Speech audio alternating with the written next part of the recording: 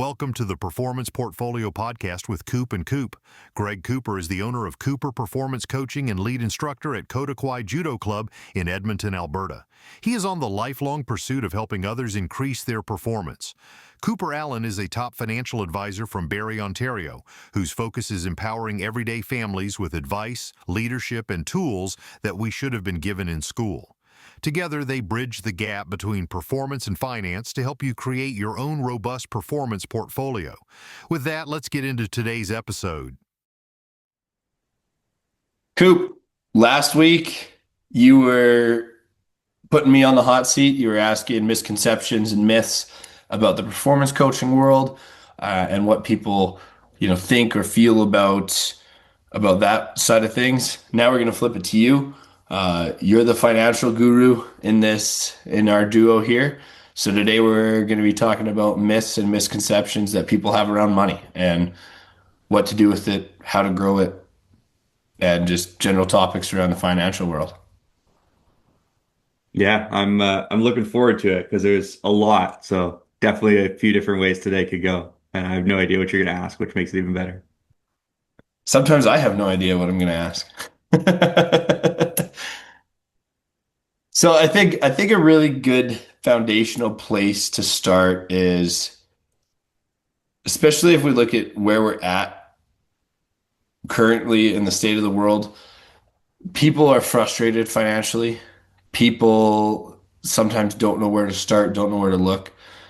But everybody, or not everybody, a vast majority of people either want to become wealthy or like the idea of being wealthy. But they are always stopped by, well, you need money to make money. Is that true? Yeah, it's a great question. And before I answer it directly, I think you audit the foundation no different than how you would, Greg, on a coaching side is the goal to be wealthy or is the goal to be secure? Because when we look at the basic core human needs, the first need when Tony Robbins talks about the 6 human needs is certainty.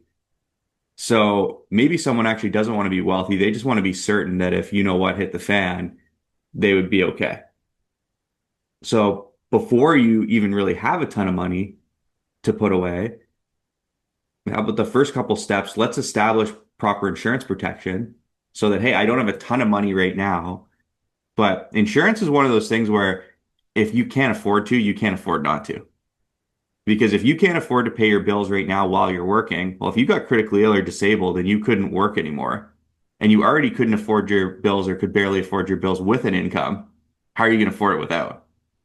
Same thing. If your family dual income is paycheck to paycheck, if you lose your spouse, they pass away, how are that family that was relying on double income, how are they going to pay the bills on single income now? So that's the core foundation of I got into the financial world because I loved the concept of how do I take $1, turn it into 2 and not pay tax on it. I was not thinking about life insurance or critical illness or disability. But then you see it's one of the leading causes of new poverty in Canada is not being prepared and relying on GoFundMe and things of that nature. So that's the first piece. The second piece is maybe you don't have the means to save for it yet, but identify what your financial independence number is. And simply put, your financial independence number is what is the bag of money that you would need where that bag of money spits off enough interest that it pays the bills of the lifestyle that you want to live. For some people, for example, if you want to have 50 grand a year coming in, easy math, and you could tweak the numbers and adjust them however you want, but assuming a 5% rate of return, 5% on $1 million would be 50 grand a year. So okay, for me to be stone cold, financially secure, live on my interest. Now, if I'm going to work, it's because I want to, not because I have to. I need to come up with $1 million. Well, that's where you get into the discussion of simple interest versus compound interest and how much easier it is to invest your way to $1 million than save your way to $1 million. But the point is it's no different than being 500 pounds and having a goal weight of 220. But you still set the end state. And you set it so that you know where you're going eventually. But you don't expect to get there in a day. And you don't get demotivated by the fact that I'll never save $1 million or I'll never become 220 pounds. If I was driving from Toronto to Calgary, I would put Calgary in the GPS with stops and checkpoints along the way.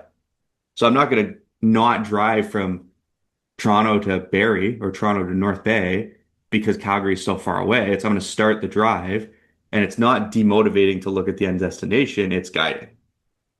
So the first thing I think around people's relationship with money is identifying the goal. Yes, Greg, to answer your question directly, there's a ton of truth around you need money to make money, for sure. And people who have it have a leg up. Uh, Having said that, if you don't develop the habits when you have no money, you will not magically pick up those habits when you have a bunch of it, which is why statistically most people who receive a lottery winning or an inheritance end up running out of the money pretty quickly. That I kind of planned it to be that way because I that tails into my next two questions that I have. So around the insurance, and I'm happy you touched on that. So I'm a young 20 something, 30 something year old, single, maybe newly in a relationship. I'm young, healthy. I can pay my bills. Why do I need to protect myself with insurance? That's for old people. I have benefits at my job. My benefits are all encompassing, right? It's kind of, it depends. So do you ever plan to, is having a family in the future important to you? We'll say yes in this scenario. In this, so let's say you said no.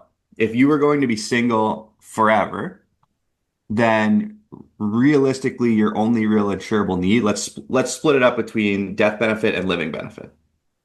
So your living benefit, there's still a huge need because yeah, if you get sick and can't work, your bills still need to get paid. So that's the core one for someone who plans to be single forever or no dependence on their income.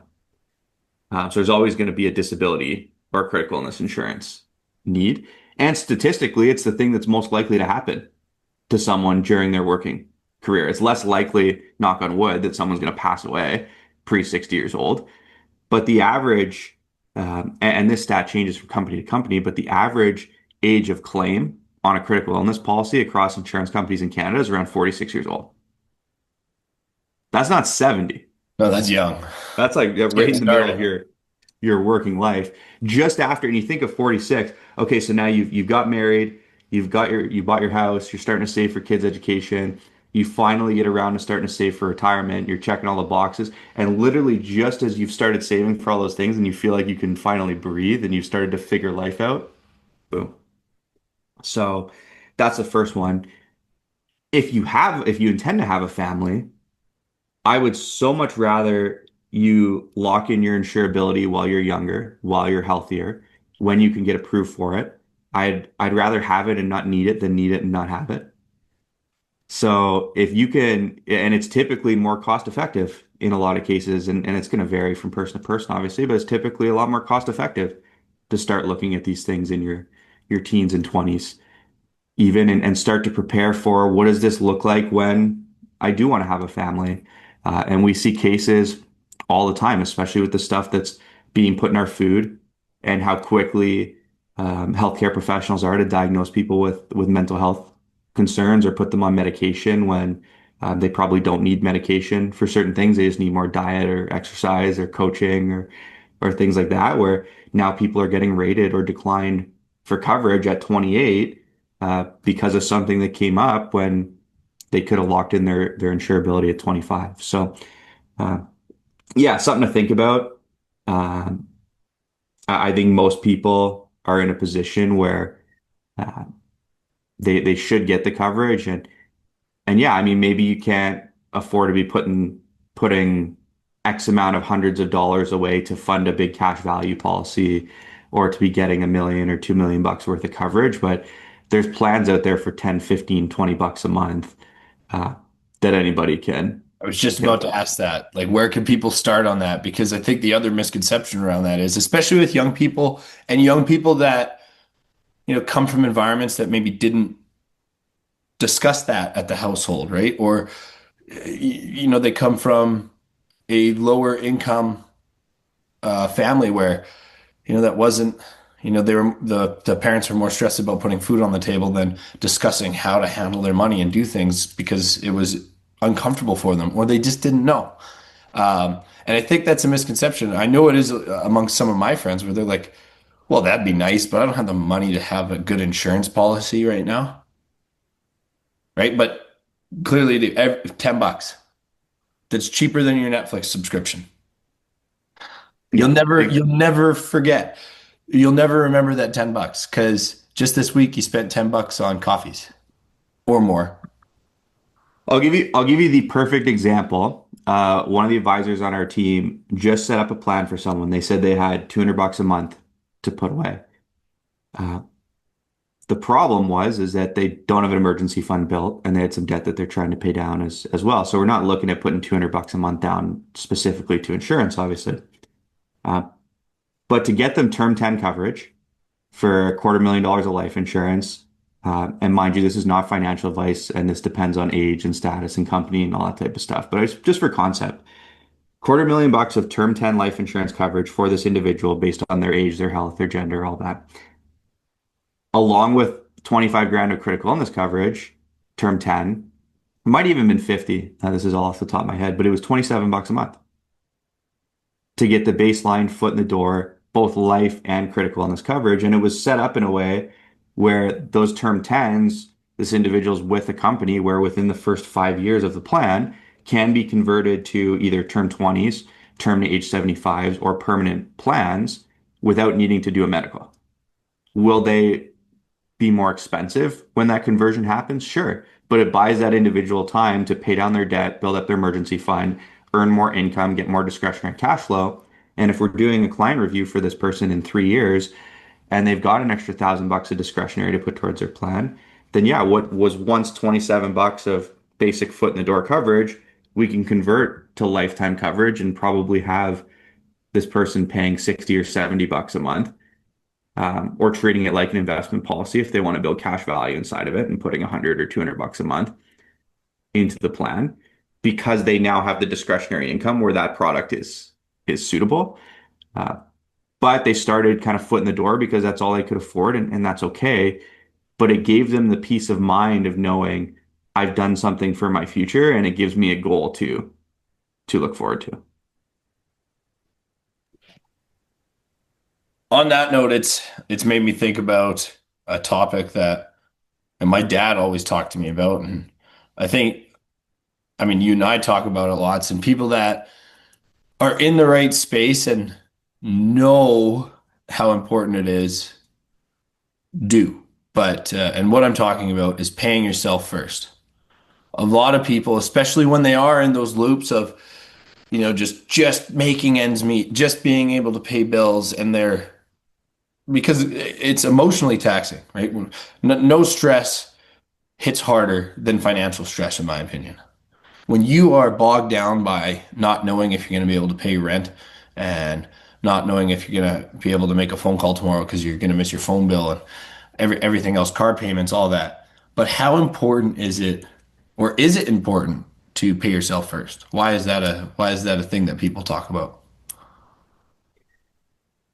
100%. And the cliche financial advisor answer is yes, understand the time value of money, understand the rule of 72, compound interest, pay yourself first.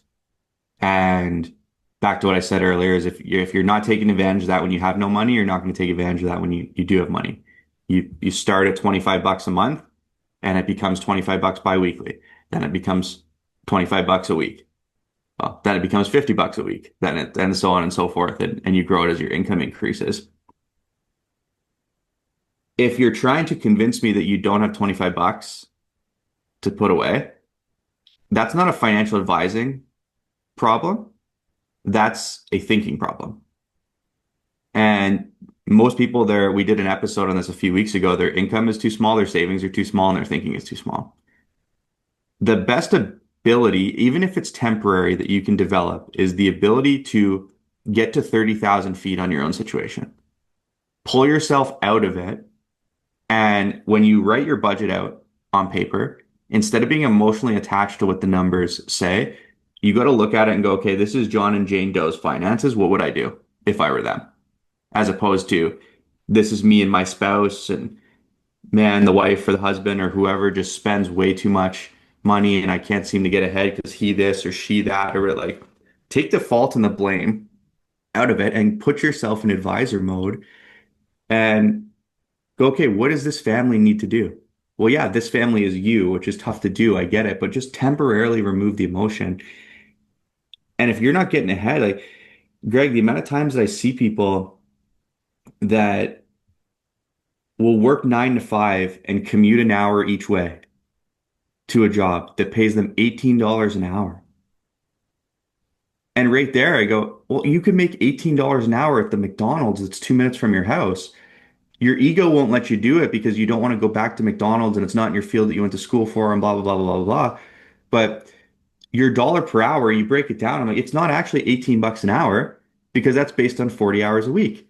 So when you factor the extra 10 hours of commute time and then you factor in the gas that you're putting in your car, I did the math on it for this one specific individual. It's like you're making like $10 an hour after tax, gas, and throwing in an extra 10 hours of driving.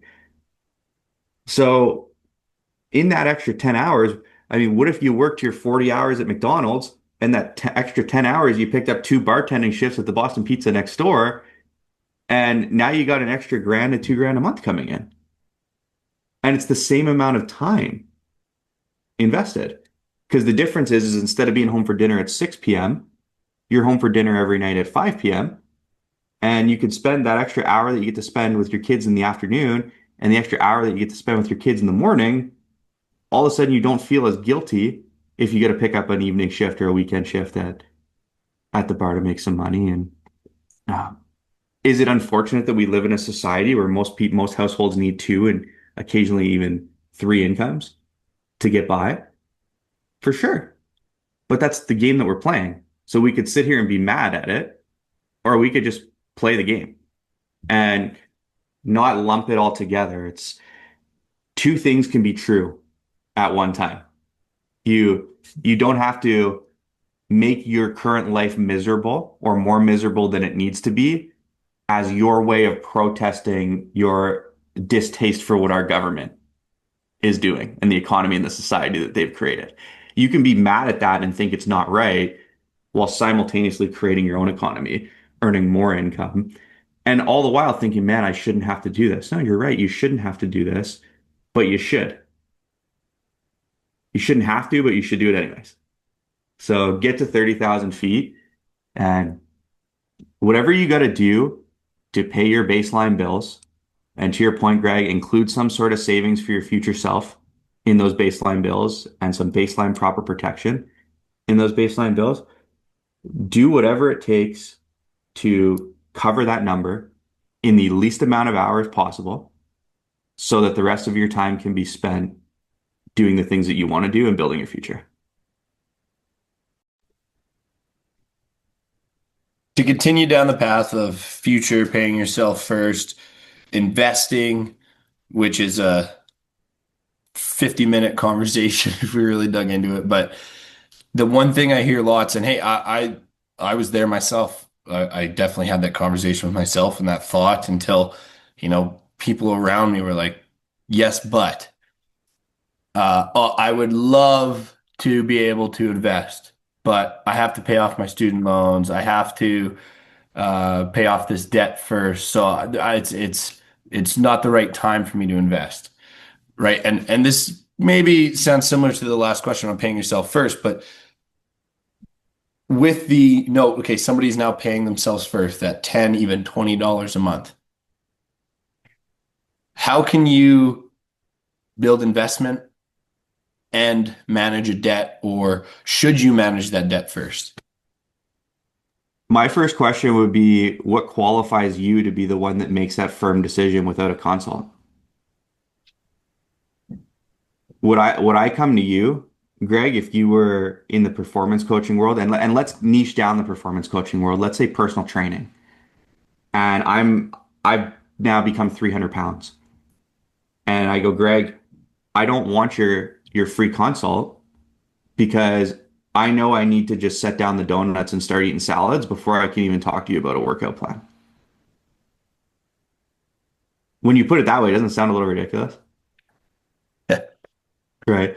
You're sitting there going, yeah, but part of the free consult, maybe it's not going to be an intense high performance workout plan. Maybe it's going to be just a couple habits I can help you with. Like, hey, go for a walk, or here's a meal plan, or here's a whatever it is. Here's a couple habits that we can tweak along the way. And you'll build a custom tailored plan for someone based on where they're at and where they're trying to go. Exactly. And real quick, it goes back to last week when we talked about it, right? That bridging the gap of performance coach or life coach. Well, I would say the same thing about financial coach, life coach, right? Like it's not about that. We're not here to judge you. Okay, if that's your biggest hurdle we need to get over right now, putting down the Coke, putting down, the McDonald's burger. Okay, if that's where you think you need to start, let's start there. We don't need to start in, okay, let's get you a world-class bench press. Like that's not important. That's not even in the realm of where we're at right now. I'm going to help you start. And I know just talking to you, that's a lot of your world. It's helping people just get started, especially with finance. It's so emotionally taxing and it's such a world of I'm supposed to do all these things. I'm supposed to get insurance benefits, blah, blah, blah, blah, blah, blah, and people's little heads are going to blow up. But it's like, yeah, just take that free consult. It's a free consult. They're going to give you some information to get started. They're going to understand where you're at. They're going to meet you where you're at, and they're going to help you go, okay, so yes, you have debts. Yes, you want to invest. Okay, you're actually making enough money to pay your bills, or maybe you're not. Okay, so now we know where you're at. This is where you need to start, or this is where you can start. Here's some options for you. And where does that whole I don't think I can concept even come from? It's your subconscious brain from when you were a kid, your parents, your coaches, or your teachers. No, no, no, no, no. Base the whether you can or can't do something off of facts, logic, and math, not emotion. Oh, I feel like I can't save money because I got to get this debt paid down. I feel like I can never get this debt paid down. It's, are there going to be some advisors who completely ignore the fact that you have debt to pay down because they want to put assets under management? Yes. I wouldn't be scared of those people because I think humans naturally have a pretty good BS radar. Like you can smell that stuff from a mile away. So make sure that when you're sitting with someone, if there is a free consult, was it informative? Was it educational? Uh, was there more than one option suggested? Are they pretty open about how they get paid? Are they open about um, the fact, do they give you an out? Do they say, hey, you don't have to implement anything if you don't want to? Because that was one of the things you said to end last episode, Greg, was be okay with challenging your coach. I'm 100% okay if I present you a financial plan and you come back and you challenge me on it. You should challenge me on it because the only person that cares, nobody cares more about your financial future than you do. You should be invested. I'm more scared if people don't have questions for me because if people have questions, I can explain layers deeper and then they're not going to cancel their plan as soon as their broke uncle at the Christmas party says something dumb about why they shouldn't be doing what they're doing. But it's the people who don't ask any questions that are more susceptible to misinformation in the future. So I'd rather go deeper. I'd rather over explain. Um, I would be more, I'd be less offended about someone challenging me on the back end of a plan and more offended about someone up front saying, I don't have the money or the time to do blank. Coop, I can't work with you because I don't have the money. No, that's why we should work together. Oh, I'm too overweight to get a personal trainer. No, that's why you should get a personal trainer. Like it's all the same thing. So just yeah, that's a big one. I appreciate you asking that question because there's when you just reframe the context and translate what people are actually saying into a different industry where they understand it, you start to realize how insane it is. But it's also last thought on this topic is I'd say 80% of that is how we think as humans, and we just need to kind of recorrect our thinking. The other 20% of that, I will admit, is an industry problem because we do exist in an industry where there are advisors out there that say, well, if you don't have $1 million to invest with me, then you're not worth my time. If you're sitting with an advisor, here's what I'll say to that is Don't make yourself feel like you're not worth somebody's time. Come in at an equal level playing field, ready to learn, ready to get better. And if that advisor is making you feel like you're not worth their time, if they're making you feel like that pre-sale, how are they going to make you feel post-sale? How is that going to play out? So as you're interviewing advisors, which is another episode topic, but just get a feel for if you get a bad feeling, trust your gut. And I've had people, I've turned away clients, and not too many. I think there's been two or three in my career, but they've said that, you know what, my gut's telling me that I don't want to do this right now. Then don't do it.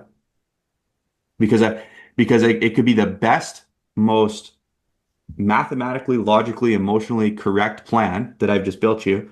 But if there's something that doesn't sit right in your gut, whether it's me, whether it's the company, whether it's the strategy, whether it's something spiritual or timing in your life, if it keeps you up at night, that's the exact opposite of what this plan is supposed to do. Beyond anything numerical, it's supposed to help you sleep better at night having a plan in place. And that's why you work with an advisor, is so that you're not left to figuring out on your own. You don't have the just your comment, Greg, about, oh, well, I can't afford to invest, or I don't have any money to put away. That comes from a place of scarcity and fear and guilt and shame and uncertainty and doubt. And it's all of those emotions that a proper plan is supposed to take away. So if you still have all those emotions with a plan, then the advisor needs to be spending more time with you on your mindset, or you just maybe they have and you just need therapy. My last question, I know last week we talked about because it came up when I was on the hot seat of, what to look for in a coach. This next question, it might actually wrap up today's episode because it could turn into a great conversation. I think it will. It's along the lines, but for the listeners, for the people out there, okay, they have a friend that's a financial advisor, but they're maybe a little embarrassed at where they're at financially, and they don't know if their friend is going to judge them personally when it's a professional thing they're going to them for. So where or what can somebody do to either put that guard down and talk to their friend that's a financial advisor, or how could they find a different financial advisor so that they can at least get started and stop, being stuck in that fear window? Because I think that's a very common thing that I hear is, oh man, like my buddy is one of the best financial guys. He's doing all this stuff, but like I don't want to work with him because I don't want him to know where I'm at, because it's embarrassing. Or maybe, they're on the other end of the spectrum and they're afraid that their friend's going to judge them or hold it over their head that they are making so much money. Is this a thing that you hear of lots? Is this a common fear outside of my interactions that I've had with it? How can people navigate that? Where can they go when they feel that? Or can they even start? Do they need to completely come over that on their own before they even start? Yeah, open and honest communication. And you don't really have to reveal positive or negative. Hey, Greg, I love what you do. Man, I know you've been in this space for almost a decade now. I don't know how long it's been. It seems like it's been forever. You're doing some amazing things. Uh, but look, dude, I like my Saturday nights with you where we can have a beer or have a cigar and watch the hockey game. And no matter how great my finances are or how crappy they are, how much I love them or how embarrassed I am by them, whichever it is, I don't want that to become the focal point of our Saturday night conversation. I do want a second opinion on my finances right now. Having said that, is there anybody in your world that you could connect me with where I don't know if you'd get a kickback or how it works on your side or whatever, but I just, in an alternative universe, I'd want to work with you. And I know you keep things confidential. I know you'd have my best interests in mind, but there's just something in my gut and my heart that wants to separate personal and professional for some reason. But I trust you and I know that you wouldn't steer me in the wrong direction. So is there anyone within your organization or any advisors you've met along the way that you could refer me to where I could get at least 80% of the help that I would get if I was working with you, but where you don't see my numbers? And I'm sorry if that comes across as offensive. I hope you respect the boundary. I didn't want to, I don't want to ruin our relationship personally. And, um, but I also don't want to not get financial help because I'm too embarrassed to reach out. And I know just walking into the bank and getting advice from a person who's not going to be there in 6 months probably isn't the move. So I'm hoping you have a contact for me. Find a way to say something like that. You're telling me if you were a financial advisor, Greg, that you wouldn't miss out on the sale to help that person overcome what they just told you in that moment? Every day of the week, right? Like we talk about it all the time, and that's why we started this podcast, right? It's not about financial gain. If it was, we're doing it wrong. We have a few hundred listeners. We don't have any sponsors, right? We're doing this because one, we enjoy talking to each other. Two, we want to help as many people as we can in our own right, together as a team. We want to help our friends. And if we can't do that directly, we'll do it through our network. We'll do it. Hey, my friend, somebody comes to me, oh, that Coop guy that you always talk to, like, man, yeah, do a consult with him. His business is not my business. That's between you guys now. I'll make the connection. We'll have a three-way text to start, and then away you go. If you have people that want to get more fit or need performance coaching to achieve their goals, it's the same thing. And if Coop can't do it, I can't do it, we will find somebody that will be able to help you because that's what it's about. And again, going back to that life coach side of things, even it's not about financial gain. And if it is, because there's coaches out there that's their number one focus. What's in it for me? And if it's not money, I don't give a shit. Go the other way. Leave. Take your paper off of the table and get out of that meeting because that shows you everything you need to know about the person across the table, whether they're your friend or not. And yeah, so loved how you answered that, Coop, and I think that one. It's just so important because, again, you know, yeah, the physical side of things, the personal side of things on the performance coaching side of the world, yeah, that's important, and that can create a lot of stress because, people can feel trapped and they're not fulfilling their full potential. But like I said, because I've been there, I truly believe there is no stress like financial stress. And, there's so many misconceptions. And like we could go on for another 3 hours of like all the questions I could have for you. Should I use my credit card? Should I use my debit card? Do I need a savings? Like, right? And there's just so many ways that you can do it. But, talk to the people that have the experience, that have that knowledge. Reach out to guys like Coop. Reach out to people on his team or people elsewhere. If you don't want to work with Coop because you're a friend of his or you're a friend of mine even, and you don't want to have that, you're in such a space where you don't even want to have that, great. No problem. Come to us. We'll point you in the right direction. That's the other thing I think a lot of people don't realize is that you pick a city in Canada.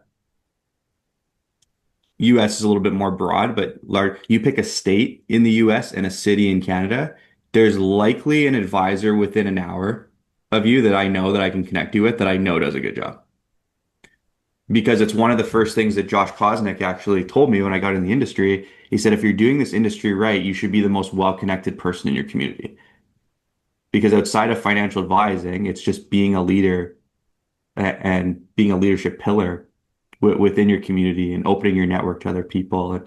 And so even competitors, I've looked at competitors as potential partners and been able to send referrals off that way. And I would so much rather somebody come to me and risk annoying me, pissing me off, whatever, but giving me the opportunity to give them a referral to someone that's actually going to help them than just finding any Tom, Dick, and Harry off of LinkedIn or off of the internet, where you never know what you're going to get. Like, you need to make sure this is the most delicate, vulnerable piece of your entire life. you need the right person looking after it. And the last piece, and it ties the last 2 weeks together around coachability.